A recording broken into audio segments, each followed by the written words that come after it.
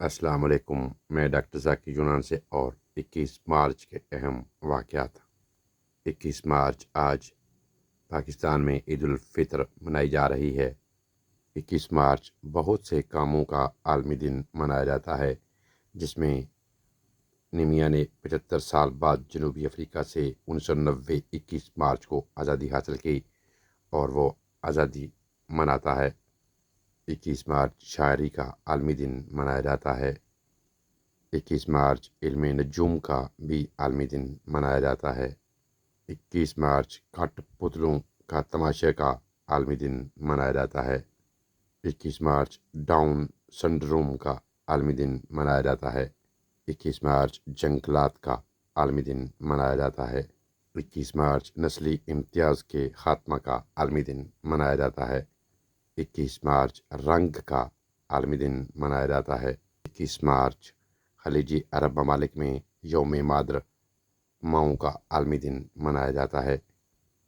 21 مارچ 1960 کو جنوبی افریقہ کے قصبے شارپ ویلی میں پرامن احتجاج کے دوران پولیس کی اندھا دھند فائرنگ سے 50 سے زائد سیاہ فام افراد مارے گئے۔ 21 مارچ 1791 میں ٹیپو سلطان کو شکست دے کر انگریزی فوج نے بنگلور پر قبضہ کر لیا۔ 21 مارچ 1804 کو نیپولین بوناپارٹ نے فرانسیسی سول کوڈ اپنایا۔ 21 مارچ 1836 کو کلکتہ، جس کو آپ کولکتہ کہتے ہیں، اس میں پہلی پبلک لائبریری کا افتتاح ہوا، جس کو اب نیشنل لائبریری کے نام سے جانا جاتا ہے۔ 21 مارچ کو 1857 میں جاپان کے دارالخلافہ ٹوکیو میں ایک بڑا ہی تباہ کن زلزلہ آیا، جس میں 1,70,000 افراد ہلاک ہو گئے۔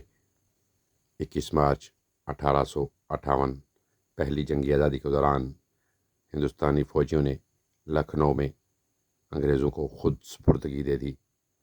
21 مارچ 1887 میں ممبئی پر پرارتھنا سماج کا قیام عمل میں لایا گیا۔ 21 مارچ 1935 کو فارس کا نام تبدیل کر کے ایران رکھ دیا گیا۔